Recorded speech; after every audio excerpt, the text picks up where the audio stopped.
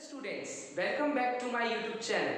How are you all? I hope you all are very well. जीवन में यदि कुछ पाना है तो अपने तरीके बदलिए। जीवन में यदि कुछ पाना है तो अपने तरीके बदलिए, इरादे नहीं। इन्हीं मोटिवेशनल लाइनों के साथ आज हम हमारी क्लास स्टार्ट करते हैं। आज हम अपने जो अकाउंटिंग कंसेप्ट्स की जो सीरीज है उसको कंटिन्यू करते हैं। हम लोग पहले ऑलरेडी कुछ कंसेप्ट डिस्कस कर चुके हैं। Business entity concept, money measurement concept, going concern concept. आज हम लोग देखेंगे dual aspect concept. Dual aspect concept क्या होता है? According to this concept every business transaction having two aspects. हर एक बिजनेस ट्रांजैक्शन जो कि मॉनेटरी नेचर का हो, it means we can say that all the financial transaction in a business having two aspects or we can say that twofold. One is debited, another is credited. तो हर एक transaction के business में दो aspects होते हैं, एक होता है डेबिटेड, दूसरा होता है क्रेडिटेड। इस कंसेप्ट का नाम ही है ड्यूअल एस्पेक्ट कंसेप्ट। हर ट्रांजैक्शन के दो एस्पेक्ट्स होते हैं। तो जो वर्ड है डेबिट और क्रेडिट, इसको हम थोड़ी देर बाद डिस्कस करते हैं। उससे पहले हम देखते हैं कि जो डेबिट और क्रेडिट है इसका जो इफेक्ट है वो एसेट्स और लायबिलिटीज पर पड़ता है। इसीलिए एक इक्वेशन बनती है, total assets equal to total liabilities. Total asset is equal to total liabilities. इसको हम थोड़ा सा और क्लासिफाई कर सकते हैं। Total assets is equal to internal liability plus external liability. Internal liability plus external liability. थोड़ा सा और इसको क्लासिफाई कर सकते हैं। Total assets is equal to capital plus external liability, क्योंकि बिजनेस की इंटरनल लायबिलिटी क्या होती है? कैपिटल। तो ये चीज हमने अकाउंटिंग इक्वेशन में भी डिस्कस की है। जब हम अकाउंटिंग इक्वेशन के न्यूमेरिकल सॉल्व कर रहे थे वहां पे भी हमने डिस्कस किया है। तो हर एक ट्रांजैक्शन के दो एस्पेक्ट होते हैं। एक ट्रांजैक्शन इफेक्ट करता है डेबिट चीज को, दूसरा क्रेडिट को। अब ये डेबिट क्रेडिट आया कहां से? हम थोड़ा सा हिस्ट्री पर भी जाएंगे। ये जो डेबिट क्रेडिट है ये आया है एज पर double entry book keeping system, जो हर जगह अकाउंटिंग में फॉलो किया जाता है। It is universal. Double entry book keeping system. Double entry system नहीं कहा मैंने, double entry system is different from double entry book keeping system. तो हम बात कर रहे हैं double entry book keeping system.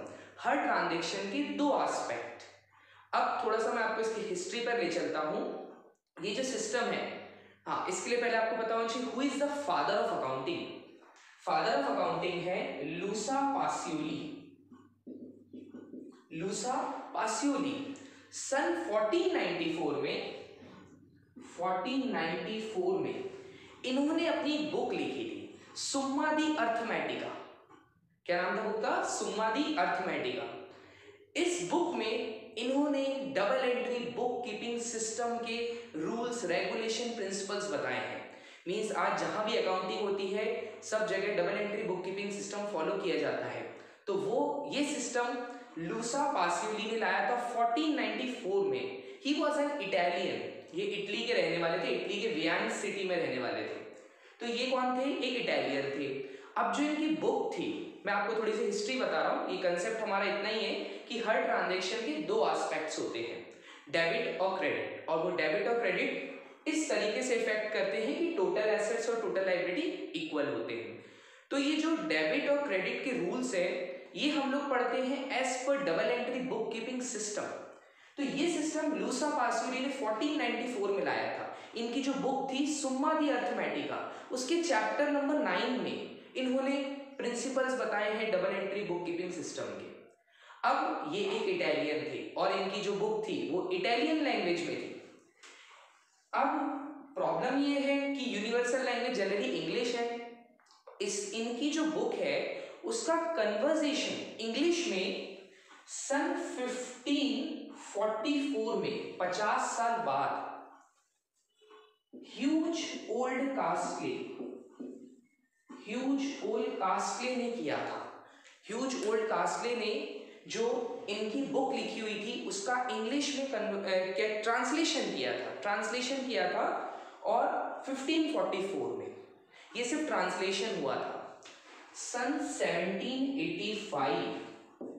1785 में एक बुक ही बनकर आ गई जिसका नाम हुआ English system of book keeping.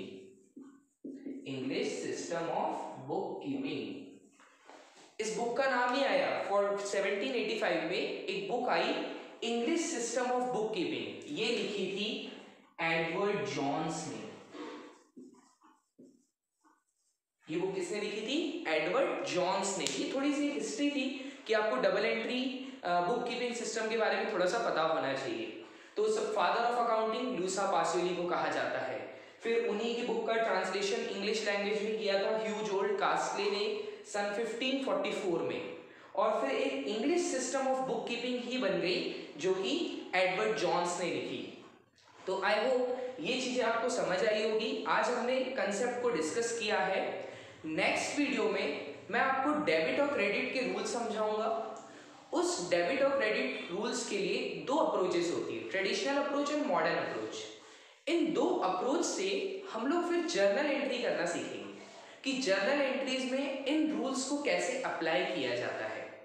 तो आई होप आप लोगों को ये चीजें समझ आई होगी। यदि आपको वीडियो पसंद आए तो प्लीज़ लाइक कीजिए, सब्सक्राइब कीजिए और अपने फ्रेंड्स के साथ इसे शेयर कीजिए। Thank you.